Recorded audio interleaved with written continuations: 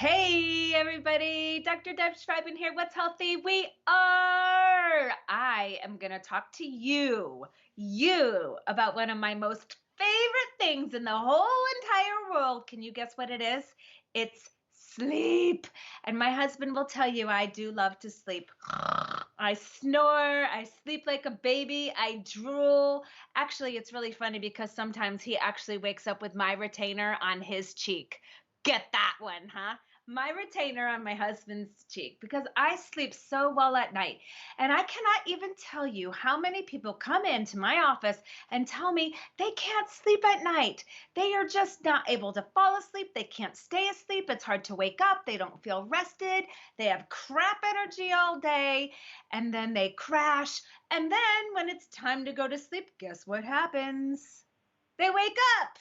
So I think this is such an important topic to talk about. I want to talk about 3 mistakes that you must avoid when you sleep every night. I want to talk about secrets to a great night's sleep. I want to try to give you some extra tips and things that you can do so that you can feel better and sleep better. Because you know what? Just because you're aging does not mean you should not get a great night's sleep. I have more and more and more and more younger people coming in saying, Dr. Deb, I don't know what happened. There was no trigger. I cannot sleep at night. So we're going to talk about this and let's talk about some of the biggest mistakes that we can avoid going to sleep every night. And it's pretty interesting because people like Mariah Carey, Jennifer Lopez, Matt McConaughey, Heidi Klum, they all report that they get at least 8 hours of sleep. And I don't know about you, but I think they're pretty good looking, right? So does sleep make you look better? Yes, because when you're sleeping, you're healing. And when you're healing, you're healthier. And one of the things that I do, which isn't even one of my mistakes or one of my secrets, is I have this really, really soft pillowcase and it's supposed to prevent wrinkles. So I don't know. I still have my smile wrinkles, and I think I call them my crinkle wrinkles from smiling so much. But I think it really makes a big difference. According to the CDC, 1/3 of US adults, that is right, 1/3 of US adults get less than the recommended 7 hours of sleep every single night. That's 50 to 70 million adults, American adults, that have sleep disorders. And do you know that drowsy driving is actually responsible for 40,000 or more injuries every single year in the United States just because people don't know how to sleep.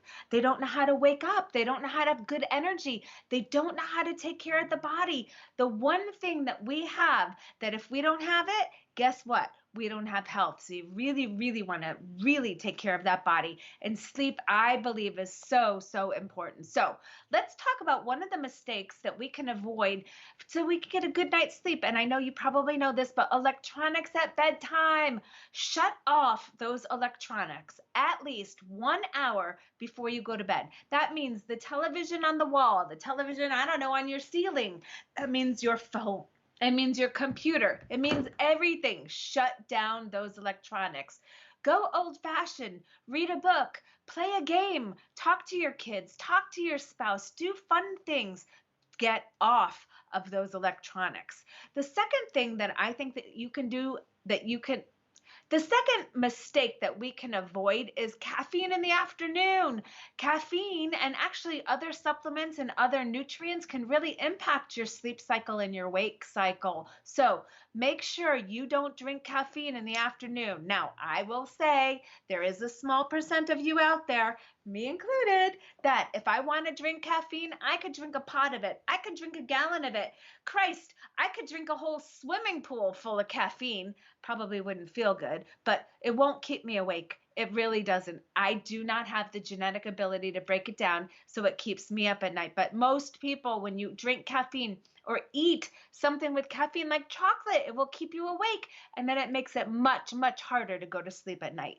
And then one of my favorites, a warm and toasty bedroom. No warm and toasty bedrooms. You should have your bedroom cool. You should have it as cool as possible. I think between 63 degrees, yes, I swear, 63 degrees and 65 degrees is really the optimal temperature to have in your bedroom. And then you can pile on some blankets if you want so that you get a good night's sleep. So no more warm and toasty bedrooms. Don't wear heavy pajamas. Keep your room cool. No electronics, no caffeine in the afternoon. I would say if you had to pick a time, I would cut off around 2 o'clock in the afternoon. Now, it's really, really, really, really easy to fix sleep, right? First of all, what I recommend is testing because what do we know? Cortisol levels impact our sleep. They control our sleep cycle, our wake cycle, and of course, our belly fat, right? It's our fight or flight hormone. But this hormone, this cortisol, is something that's pretty incredible. And we can test for it. And it's so important to test for it because I have people who come into me all the time. They say, Dr. Deb, I took melatonin, I took magnesium, my quality of sleep is better, my latency is not better, I don't fall asleep any quicker. And then I say, well, maybe it's not because you're missing melatonin or you're missing magnesium, but it's actually a hormone imbalance, an adrenal imbalance. You see, cortisol is what we call circadian in nature, okay? What happens is our little adrenal glands produce this massive hormone. And in the morning when the sun rises, adrenal levels go up. They should stay high all night. And then they go down as we get ready to go to sleep at night. This is very important. So hormone balance, super important. This is one of the best ways. Testing is a great way to figure out what we need to do to sleep better. Another really great one is testing for neurotransmitters. You've heard these words probably: dopamine, serotonin, GABA. These things actually impact your sleep cycle as well. So I am going to give you some 5 secrets, okay, so that you can get a great night's sleep. And I make it SLEEP so you too can remember it. And the first one is supplementation. I talked about magnesium. I talked about making sure we're getting enough melatonin. As we age, our melatonin levels tend to go down. So supplementing a little bit with melatonin will help. Magnesium is a great one. There are different levels of magnesium. There are different types of magnesium.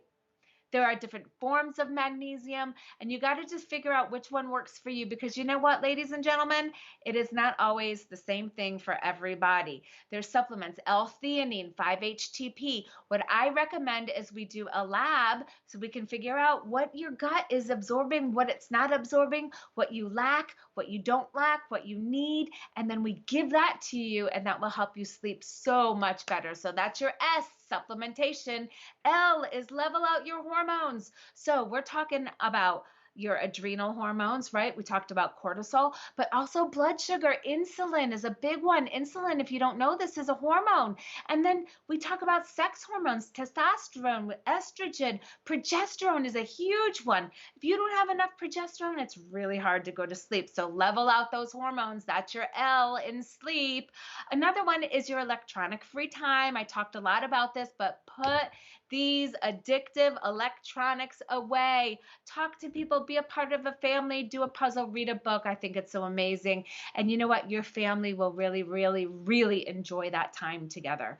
Another thing is empty your mind. I don't know about you, but I have stuff going through my mind all day and all night. I think about my patients all the time. So what I do is I actually keep a pen and paper next to my bed. So if there's something I'm thinking about, I will write it down. And I try really hard not to turn lights on because once you turn a light on, guess what happens? It stimulates your body to start producing more cortisol and it wakes you up.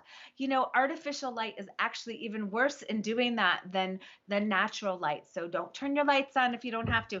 I know sometimes I look the next morning, I'm like, what the heck did I even write? But empty your mind. Stop worrying about things that you can't control. Let things go. It's always tomorrow that we can think about these things and take care of them. So that is your second E. And the next one is prepare for your day. Be prepared for your next day. I don't know, pull out an outfit so you don't have to think about it early in the morning.